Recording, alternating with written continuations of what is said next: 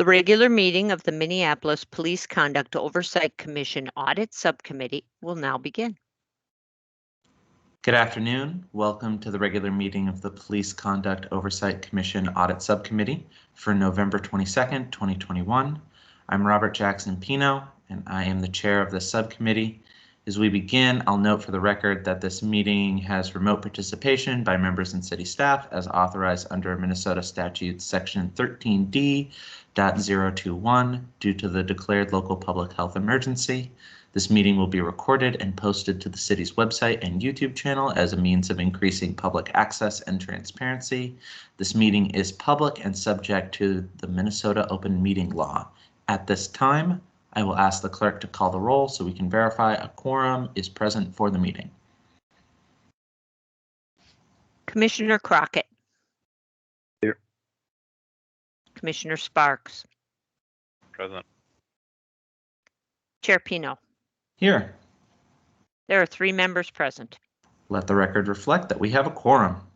Next, we'll proceed to our agenda, a copy of which has been posted for public access to the city's Legislative Information Management System, which is available at lims.minneapolis.gov, and the acceptance of the minutes from the last meeting of October 25th, 2021. May I have a motion to accept both the minutes and adopt the agenda for today's meeting?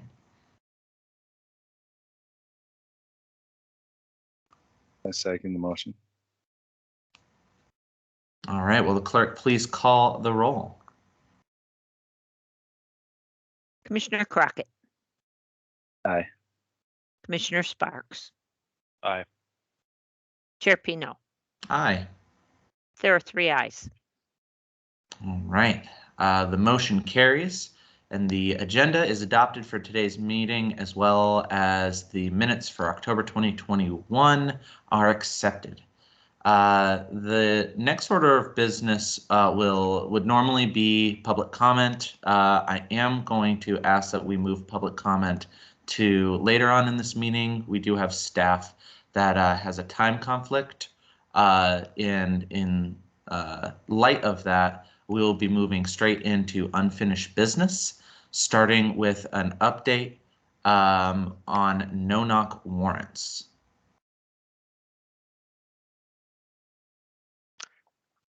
Hi, Chris Band here. Ryan Franzen, the legal analyst, is not able to be here today. But the update I have from him is that he's continued to gather some additional information that we had talked about, including demographic information, as well as who is applying for the warrants. So that would be the sworn law enforcement officer who's signing the affidavit. An issue that we've run into is that the search warrants are not all saved in the police case management system. So we will need to arrange to get those. They should be filed with the court. They call it the B vault, although it's not in the B vault anymore, but should be filed with the court. But going and pulling those is time consuming. So that's the one kind of hold up we have. I think at this point, we talked about some of the limits of what the data shows at the previous meeting, and it would be how do we want to present that? The information was sent over to you, Chair, and I don't know if you had a chance to look at that. But really, it would be, what do we want out of a report, or however we decide to present this? Because I know that there's certain practices that were put forwards, and I think that if we're looking purely at Minneapolis data, there is a more limited amount to show in support of those either way. But I think that there are certainly cautionary tales from other jurisdictions that we are all aware of.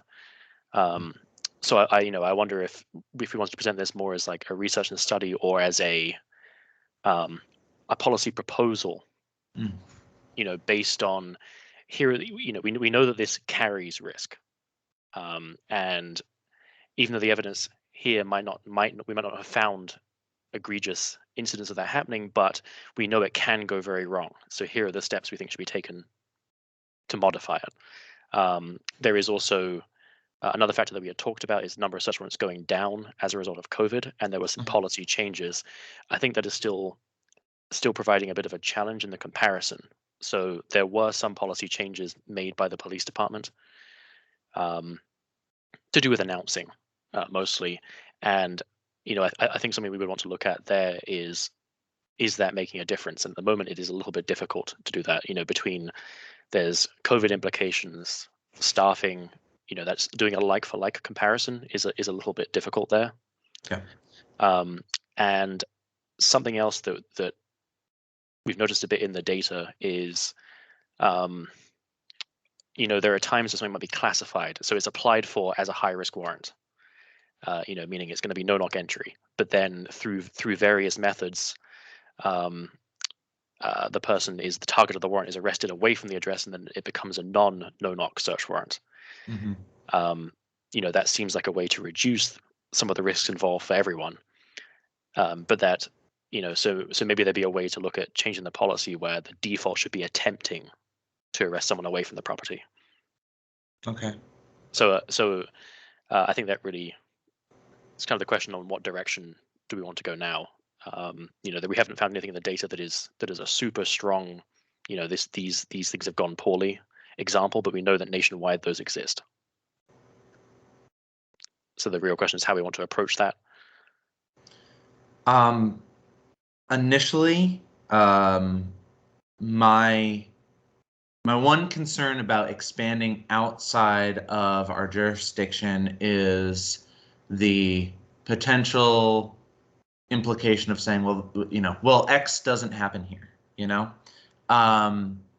and I think as long as any work that ends up coming out of this acknowledges what's currently happening or what has recently happened in Minneapolis, given the information that we do have, but then isolates that and contextualizes it within a bigger picture, like what you're alluding to, then I think that's fair, as long as we're not confounding the two. Yeah, and we've talked about this before, but there are some definite recommendations that had appeared in some of the groups that spoke to you before about data collection. Yep. And we've talked about the issues in even conducting a study like this. And I think that is definitely very relevant recommendations that could be made, that are specific to Minneapolis, where we're having issues running an audit like this. If we're going to look at the impact of changing policy, then really that should be a very easy way to do that, by quarter or however it's done. And without a central place where everything is stored, that makes it more difficult. Okay. Yeah, I think that's fair. And that was initially what I had in my mind. The whole reason why we were, trying to conduct our own analysis of what's going on here, so that way we can take the information that was brought to us by previous presenters that says, generally we see these sorts of instances happening. This is cause for concern, and we wanted to see whether or not those causes for concern were relevant to Minneapolis Police Department, right? And I hear where you're saying, where it's just, we have such a limited data set that maybe we can't, have a robust analysis to say that some of those things are happening, but that doesn't mean we can't say, hey, be aware of what else is out there, or what we have seen in comparable instances. Thoughts from Commissioner Crockett or Commissioner Sparks?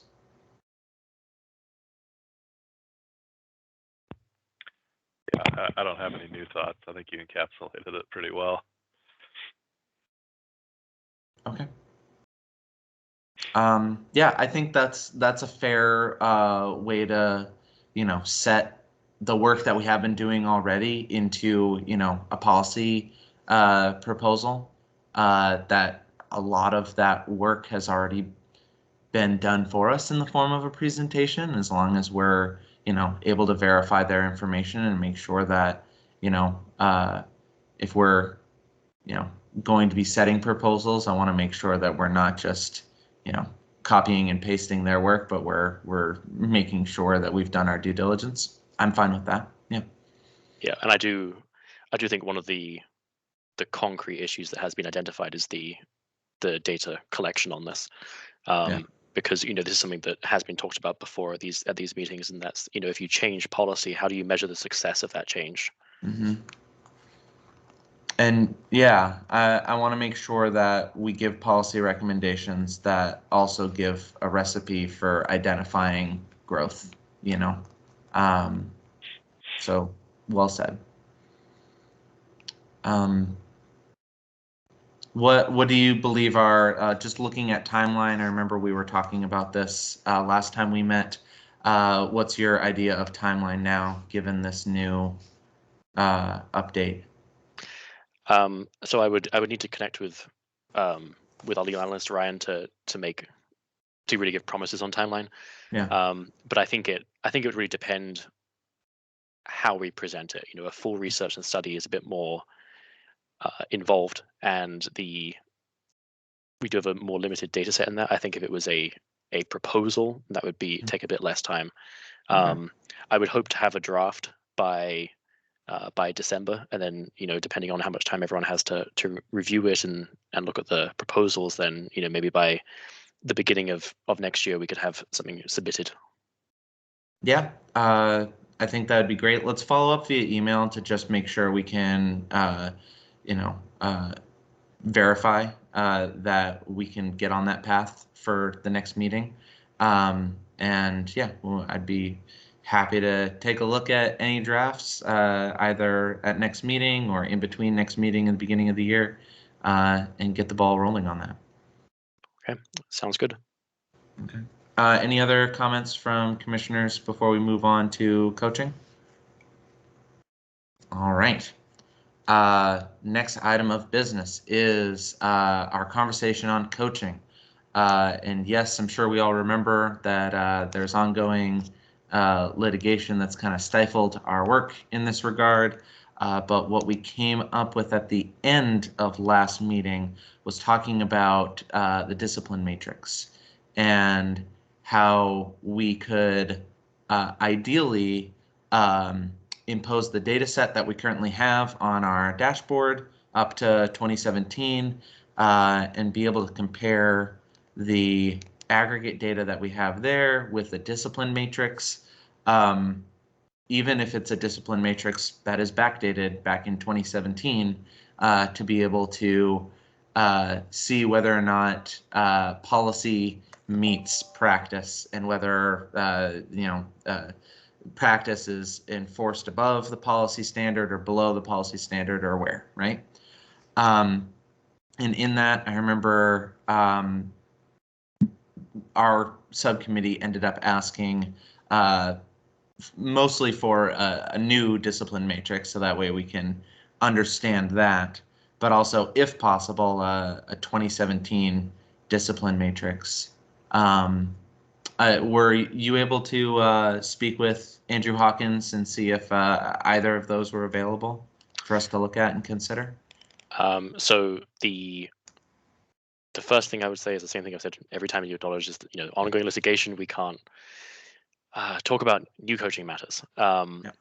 As far as the matrix goes, the PCOC in September of 2020, I don't know how many of you were on the committee at the time, submitted a request for a legal opinion from the city attorney's office, and the legal opinion, which is available on LIMS, and I can link to it.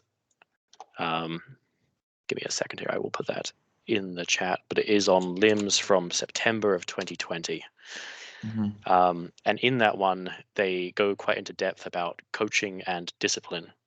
And from page 25, they have a discipline matrix from then. And then there is a note on the discipline matrix that is, A-level violations are not listed in the matrix. So that is something that has been talked about previously about whether or not something can get routed to coaching or not. So the matrix is not all encompassing, but that does have a lot of the violations listed on it, and that's on page 24 onwards. Yes, I remember looking at that. I think I was the only one of the three of us who were part of the PCOC at this time, and maybe I'm just misremembering. I thought this discipline matrix was old.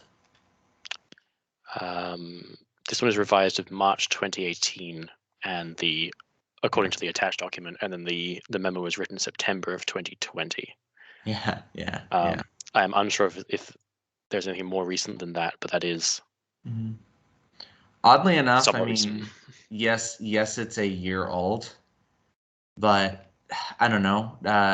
Do we think it's worthwhile for us to apply some of the data of the dashboard that goes up to 2017 to what is available through this discipline matrix on 2018 and see if there is a disparity between the discipline matrix that we just do have versus the data in practice that is currently available to us, or the fact that those years are off.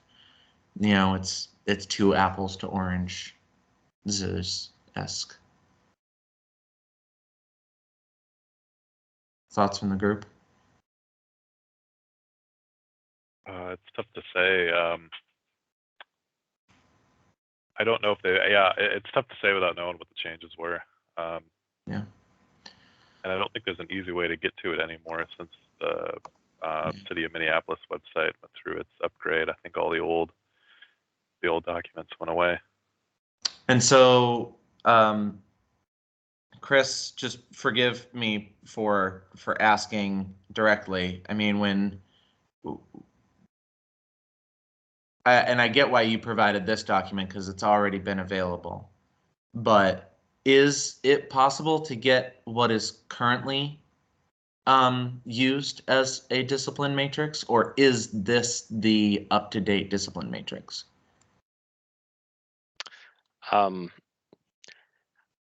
So I thought this was the most recent one, but I think probably the easiest way to move forwards would be to submit a data request for the discipline matrix for the years that you want. Yeah. So, we go through the process and say we want the most recent, the one that is currently in effect as of date of request. And then if you look back at the years that you have access to data for, then ask for what's in effect and Okay. each of those years. That would probably be the easiest way. I don't know to what extent that is all public, but I assume it would be, since it is provided in this document. Yeah. I mean, but that I will seems like the only logical step forward. And I'm happy to, Madam Clerk, would we need to have a vote on that to make that a formal action of the subcommittee to request both the current discipline matrix as well as historical accounts of the MPD discipline matrix for the appropriate years of the data set that we're talking about in regards to coaching? Are you asking if you would need to take a vote in order to submit a data practices request? Yes. Because I- we as a subcommittee are making that request? Or is that just down to an individual? I think it's just down to an individual. I don't think you need to take a vote on that. I think one of you can just make the request. Okay, well, I'll make the request. Chris, can I work with you to do that appropriately? Yep. Okay, then I will follow up with you. Let me just email Christopher.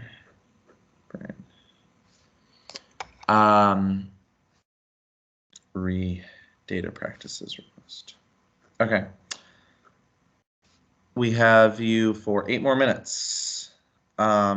Any other conversation regarding coaching before we move on to new business? All right. Well, we're ticking away at the coaching thing, team. We really are. In the meantime, let's talk about items of new business, which were referred to us from the PCOC in the most recent meeting on November 9th. The first order of new business, item number 7, arbitration research in study. The summary of which acknowledges that from 2005 until today, there were 26 total discharges of MPD sworn employees that went to a hearing. 16 of those discharges were upheld, and the other 10 were not to some degree. And they itemize out in the first summary of that document, which I will save everyone from hearing. You can read it on our agenda if you wish. But although I was not there for the meeting itself, I have watched and read the meeting, and I can see that the chair, Abigail Sarah, has asked that this audit subcommittee do an analysis of the root cause of those 10 hearings that were not upheld, get an understanding as to general themes amongst those 10 hearings, and to see if we can identify areas for potential improvement for the police department. And that is the extent to which, in a condensed form, I believe is what we're tasked with. And now I see, Chris, you have your hand up. Would you like to speak on this from a staff perspective? Yep. So this applies to both new items. I just wanted to share this. I'm sure you're aware of it.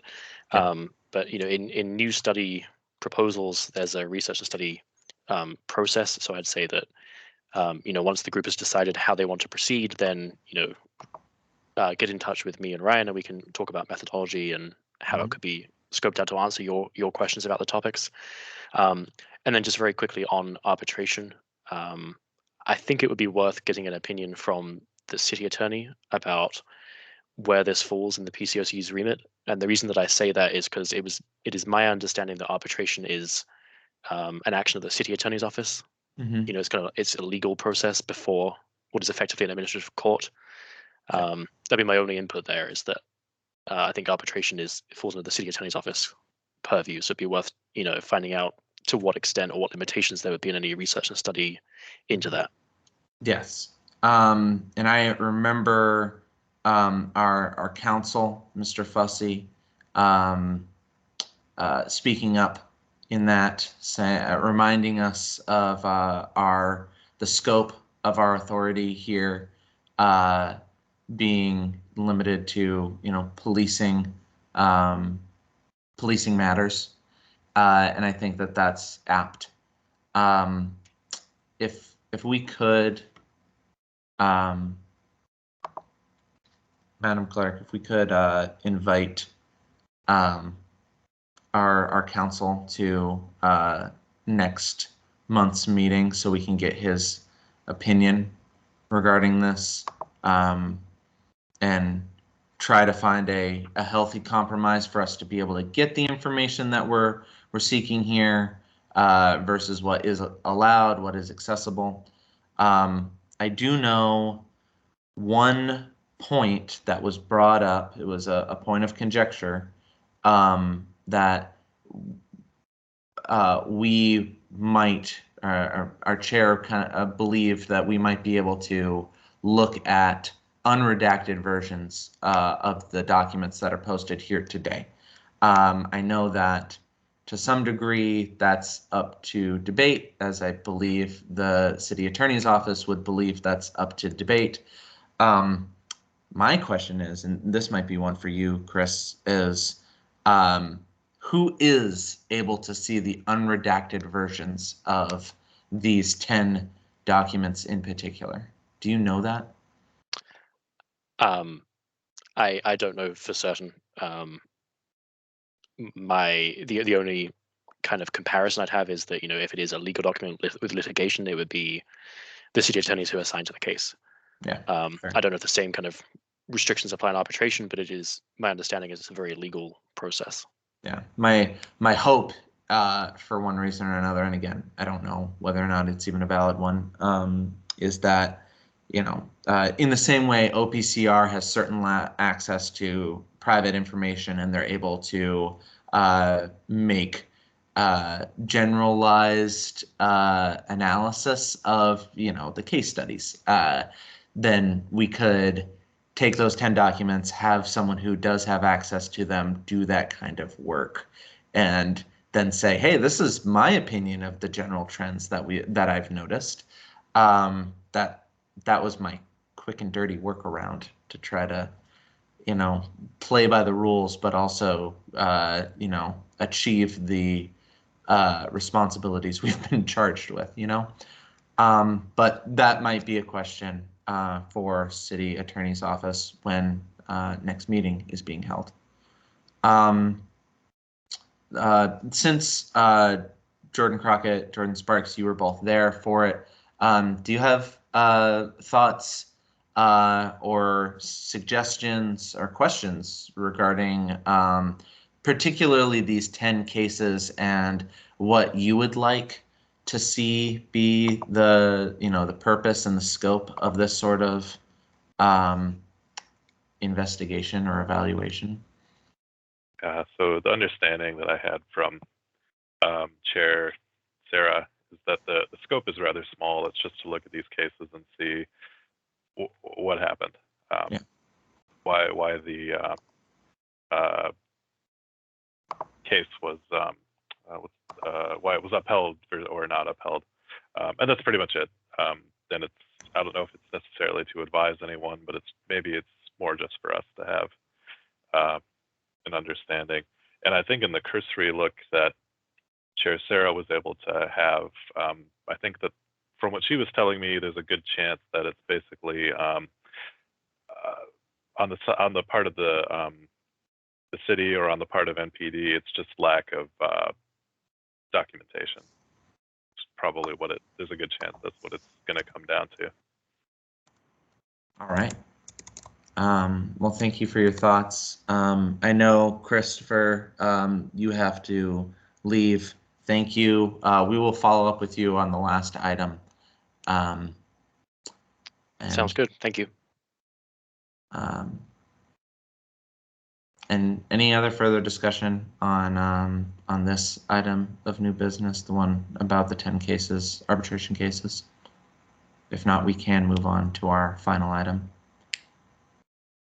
which is a more abstract understanding. And I think this is more along the lines of something that we can kind of dig into and understand more as a practice of evaluating disparate impact, which I think is a huge part of why we're here. Let's head on over to the documents so that way I can see exactly what we're talking about. So again, my understanding, I wasn't there, was that in general, we want to be able to question whether or not there are certain inconsistencies in the discipline process that lead us to come to either disparate outcomes based off of any number of factors. Could be precincts. It could be the ranks of officers. It could be the age, gender, race, or anything that could not be directly relevant to the case, but yet outcomes tend to correlate with these non-direct aspects of either the individuals that have complaints filed against them, or the people processing, or the people filing the complaints. That was my general overview of what I saw from the record of that meeting. I'll leave the door open to the two of you since you were there. Am I right in that understanding of the second referral that we have before us? Yeah, I think that sounds about right. I guess basically what you said, it's just the concern about complaints or the research of those complaints not being applied evenly, possibility of discipline not being applied evenly. Yeah, and I think Chair Sarah has had that concern for a long time. She certainly voiced it that it's not a transparent process, at least to us by any stretch of the imagination. It seems like it's just sort of a void.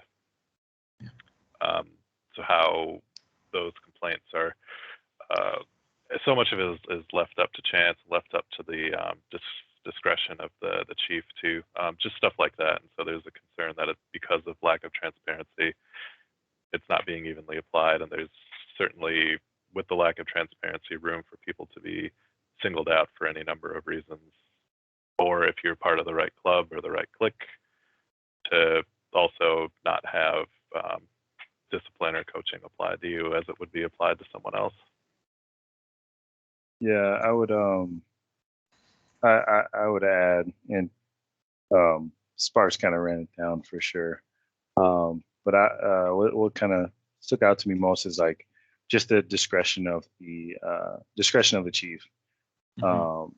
That there's a lot of gray area, and if he has discretion, then there's not going to be some consistency. It's going to be, what he feels, and you get to pass, and you don't get to pass, and so that's what stuck out to me a lot. Okay, yeah, I'm glad I'm on the right track with my recap, and yeah, I agree. This is definitely something we want to, either bring to light if this is occurring, or demonstrate that it is not in fact occurring. And either result, I think, is very helpful. So if we want, and I know this meeting went till 5, I just didn't know how quickly or how slowly we would go through all of these, so I wanted to provide more than enough time.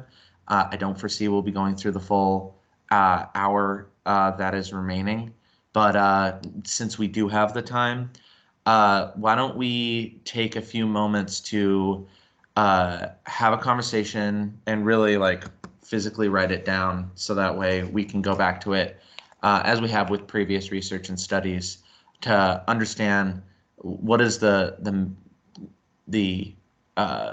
main question at hand, and then what potential factors we think might lead to the issue, the problem that we believe might be happening. Anyone want to take a first go at trying to, create our null hypothesis, create our, the question that we're really trying to answer?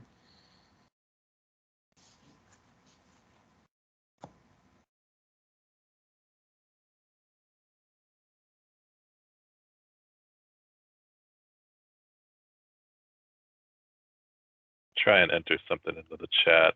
Okay. Just as a starting point. That doesn't have to be the null hypothesis, but maybe that's where we can start. I mean, this idea of discretion, I think, is important, right? And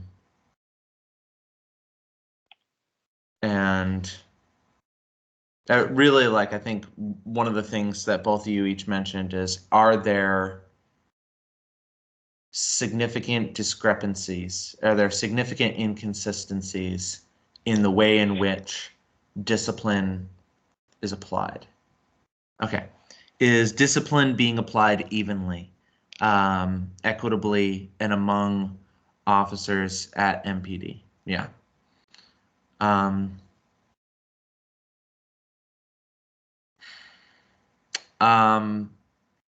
is that too big of a question and we want to break it down a little more? I mean, I think it's fine to have first a big question, get to smaller questions because of it, right? Like, simple thing we probably already have a lot of information on is the complaint review process, right? That was something that we have really in our orientation for this commission, right? So understanding and maybe taking a look at how the complaint review process could lend itself to bias. And one of the things that you guys talked about at the very beginning was discretion of the chief, right? So I'm just going to start writing down some of these right now. Let's do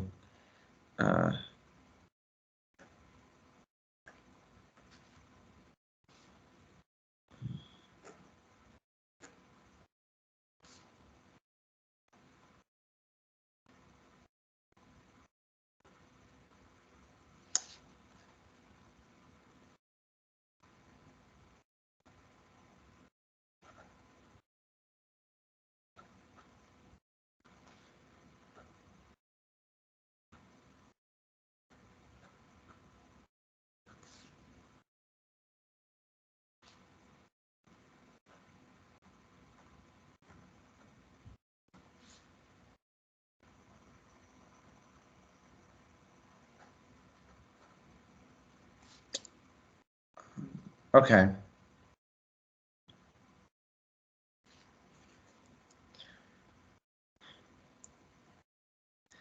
I guess one question is, you have a slash here, evenly versus equitably.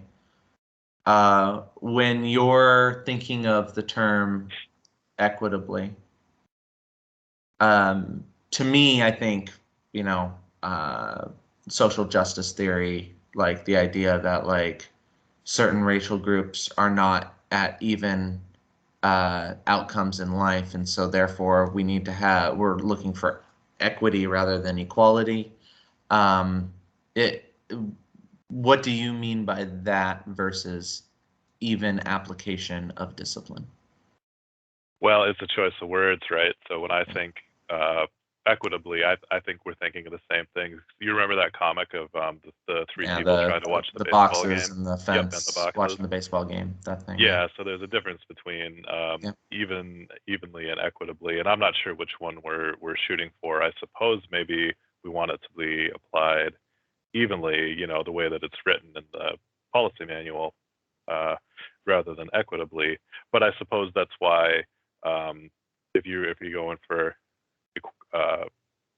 equitable discipline, maybe that's why the chief has such a free hand to intervene. It's when it's subjective. Good point. So I wasn't sure which direction we wanted to go with it either, because there is even, and then there's equitable, and they're different. And also, we need to remember we constantly, it's always at the front of our mind now to have conversations about equity in terms of like racial demographics or identity demographics and gender demographics, right? But like, you could apply that sort of equity spectrum along seniority or rank or precinct by demand, or the stress that precinct is under given its work that it has to do or something like that. Yeah, I assume that's the balcony approach, right? Of all the subjectivity that's in the discipline process, is that you want to assume they're doing it for the right reasons, not the basement approach, which is favoritism and so forth. I'm not making a pushback off of one being right or wrong.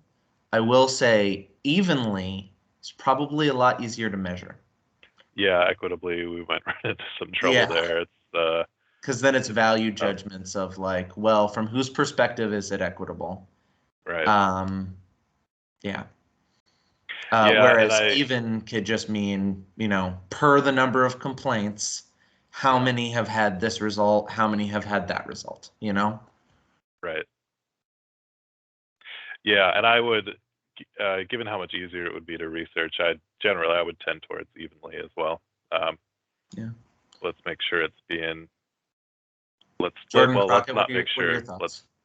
Let's see how it's being applied, if it's even or not even. Yeah. I think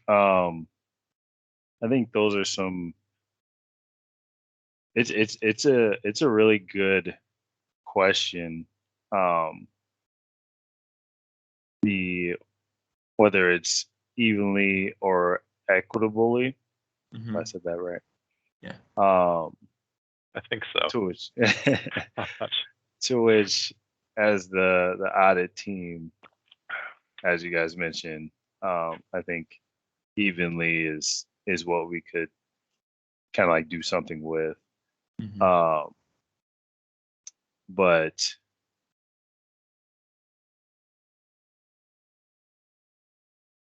yeah, I don't have.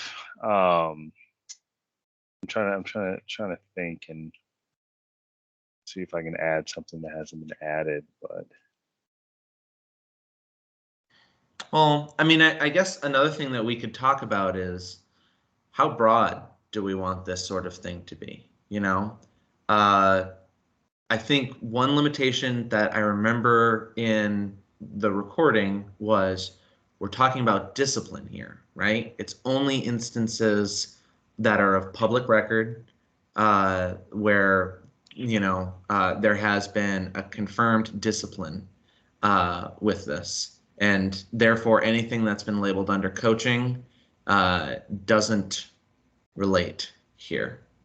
Do you guys feel like that is appropriate? Do you want the scope to be wider than that, more narrow?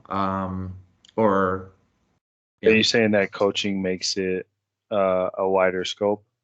If that's I think if you add in all the possible coaching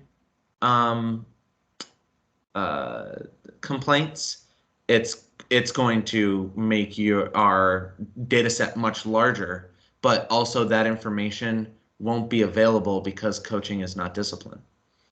Well, I would prefer, my impulse is to say, well, I want to see everything, including the coaching, because we could look at an infraction and say, well, how come 90% of these are going to coaching and a few of them are going to discipline? What's the difference? And then if there's not a difference in content, we're probably not allowed to see the specifics of the complaint and why it went to coaching and the thought process behind that. But maybe there's some other information. What if, for example, the complaints that went to coaching were because it all happened at a certain precinct, or because the officers were a certain demographic or something like that? And then it gets a little meatier, right? And I think exactly that first part of what you're saying, that is what we want to do with our coaching item in this agenda. We just can't do it right now, Yeah. And so maybe this is a good way for us to start that process, start that methodology, and then when we are available to start looking at coaching a little bit more, that methodology is already created. We just need the different data set, and then it's in, Yeah, and it helps us kind of front load that work to work out the bugs before we eventually we'll be able to get those newer cases. Yeah. Question regarding some of the metrics that we'd be interested in. I kind of rattled some off at the very beginning that were just on the top of my head. But the idea of, this idea here is that there's some form of favoritism that doesn't have any legitimacy. That, the initial assumption is that there's something that has having an impact that ought not to have an impact on the outcome of different disciplines, right? What are some of those ideas or some of those characteristics that you guys are thinking of that might have an impact when they shouldn't?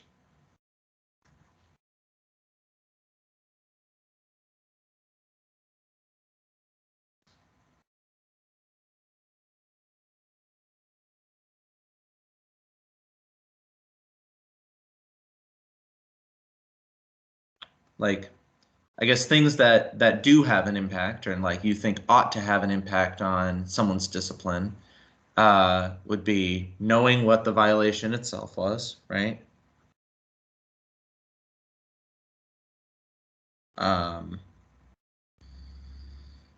Probably knowing some information about the officer, being able to ask whether or not they've had violations in the past. I have a question about, so how do you think it's possible to get demographic information about the officers? So the reason I ask is that, so one of the articles that was linked here, and there were a few more that came out too over the summer, were about, it wasn't racial demographics so much, but it was about LGBTQ demographics. I know one of the articles is linked here, and I think there were some other ones too, but it was basically about how if you fit in the, if you happen to be LGBTQ, there were a lot of formal and informal allegations that discipline was being applied unevenly, that people were being treated differently within the department, that kind of thing. How much of that can we actually get? How is that actionable for us? I think right now, in my mindset, I want to create a wish list, and then have people like Chris and Andrew and MPD and others say, "Oh no, that information's not available for you," because for me that shows two things. One, somebody somewhere along the line asked for that, and maybe that'll get someone thinking, "Oh, maybe we need to be recording that information." The second thing is it's highlighting to, this is all public and stuff. It's highlighting to the public that's like, oh, this is helpful information, but it's not being captured. And honestly, I think the crux of a lot of our problems here is that there's important information that we just do not capture as a city. And having these sorts of conversations starts the ball rolling, ideally, on that sort of need. But yeah, I mean, the stuff you're talking about is, like demographic info of the officer. I think being able to see if there is a high correlation between an officer being a certain gender and, having a lower discipline or a higher discipline associated with their gender, I think would be super important. Age as well.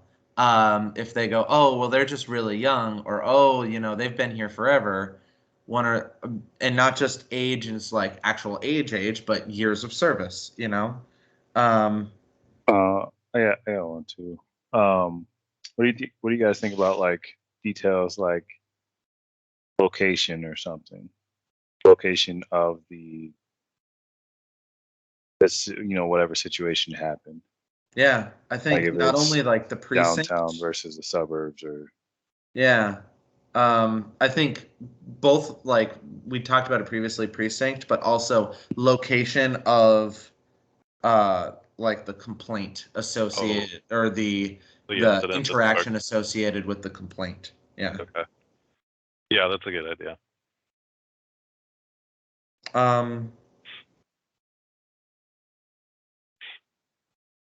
Same thing as always, some demographic information of the person complaining. I feel like I say that every single meeting. I want demographic information of our complainants. I'm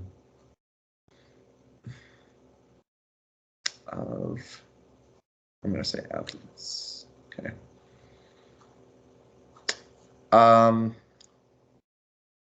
What else? I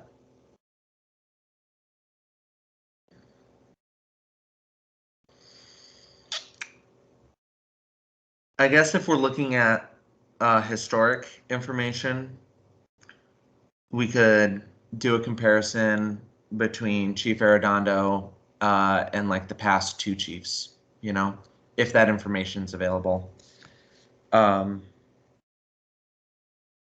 See if Chief Arredondo is more or less disciplinary than his past two predecessors or something like that, you know?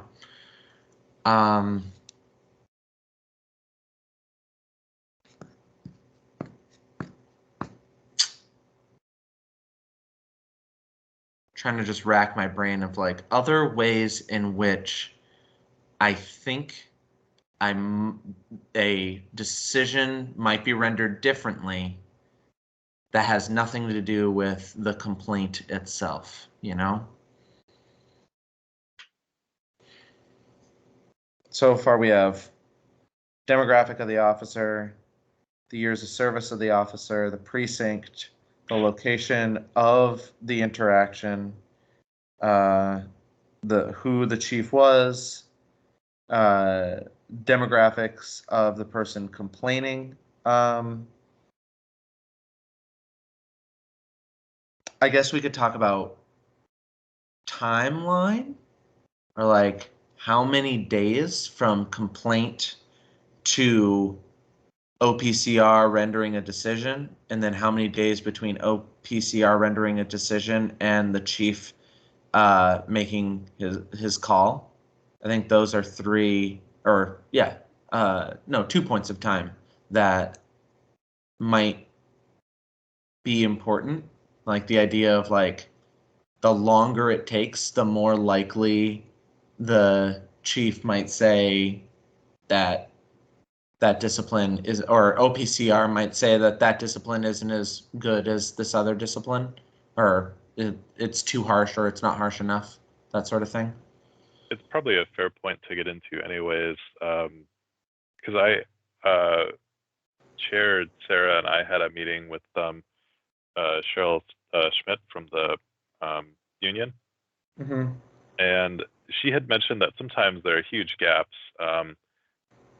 between when a complaint comes in or an incident occurs and when actually they try to apply discipline, sometimes years.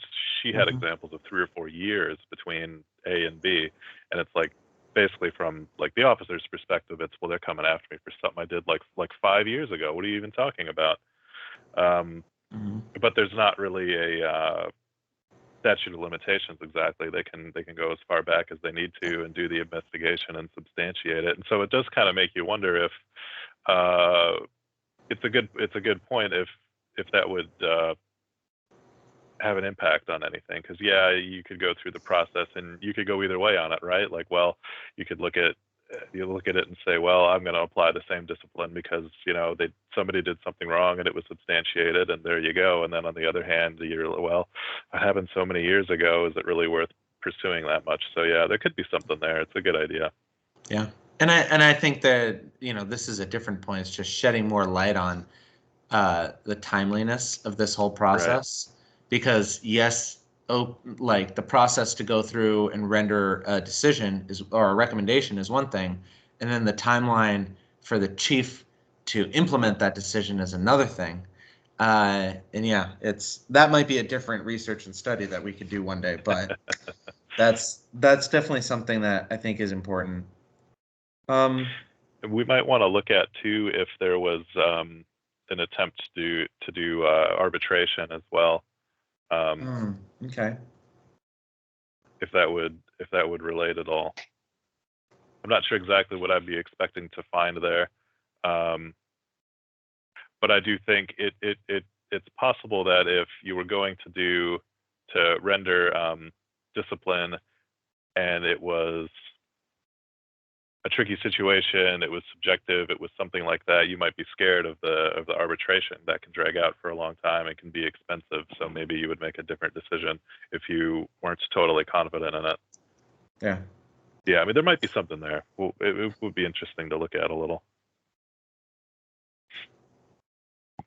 Another thing that I want to constantly make sure is in there is the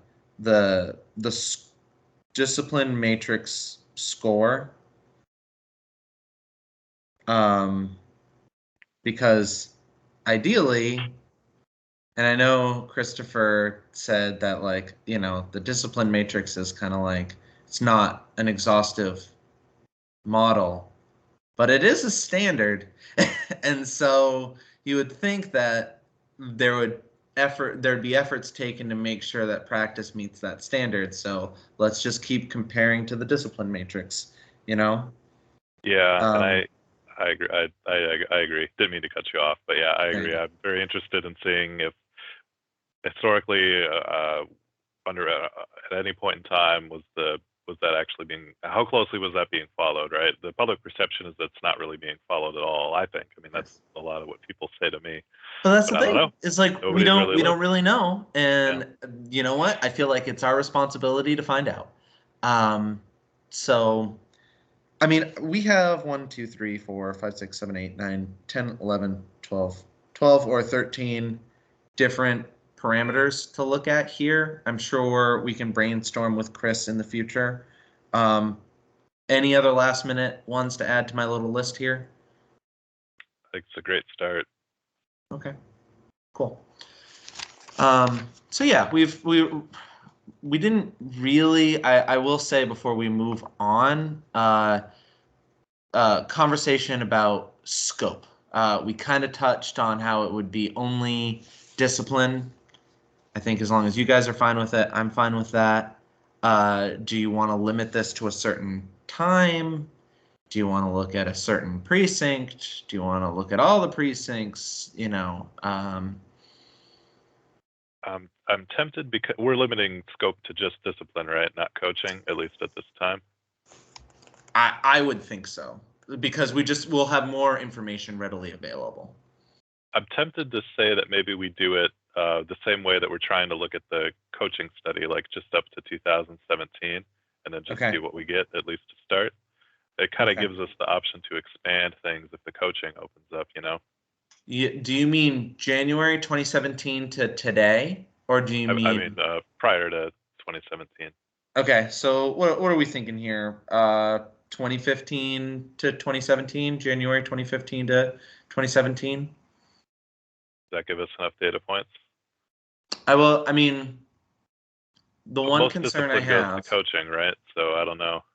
Yeah, the one concern I do have is all of a sudden we release this sort of thing, and then they say, well, this information's 3 or 4 years old. So maybe it is worthwhile to start from, you know, end of December 31st, 2021, and go back 2 years or 3 years, you know? Okay. Yeah, no, that's fair. How do you feel about that, Jordan Crockett? I think it's a good idea. Okay. So we will do 20 and 21. And then again, COVID and George Floyd. We'll figure that out as we get to it. Geographic, the whole city. That seems to make sense for me. We don't want to just look at one precinct. Doesn't have any reason to look at one precinct. Okay. I'm happy with where we're at right now with this. I will send an email to Christopher, and I will CC the two of you, so that way you guys are aware of the particulars of what I've written down on this notebook. And then we will meet again and talk about this next meeting. Any other final comments before we move on to our next item of business? Okay.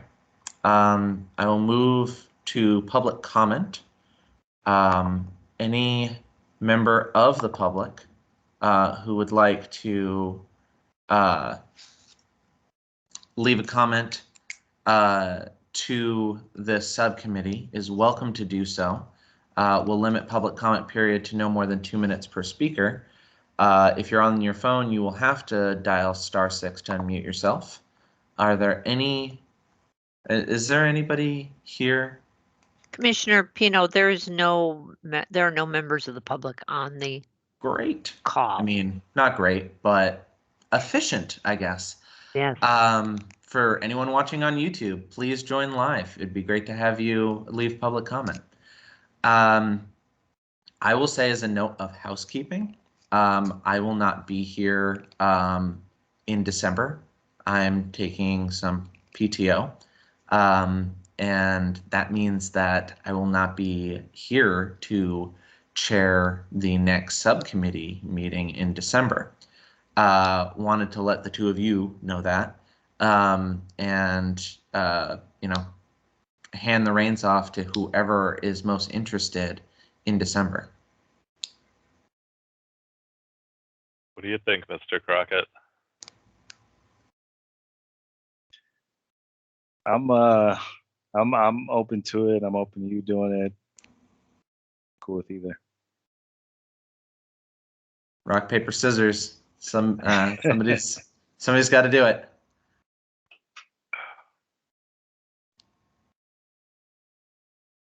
That doesn't matter to me, bro. Well, it sounds like you're really chomping at the bit. I wouldn't want to deprive you of the opportunity. Plus, December is this month and next month are my busy months. I'm usually pretty underwater at work, so Sure. it might work out a little better that way. Cool. Although, so quick, I just thought about it. But so I do have a baby coming December 17th. Oh, congratulations! It's the due date. So there is a small possibility that I may not be there. Wow. Congratulations. If it now, you guys will already be down one. The two of you will both need to be there in order to have the meeting. If not, that's okay. Life happens. What I can do, I'm here between now and the 6th, effectively. And so I will help try to set things up for you as much as possible. And if it doesn't happen, we'll just continue on in January.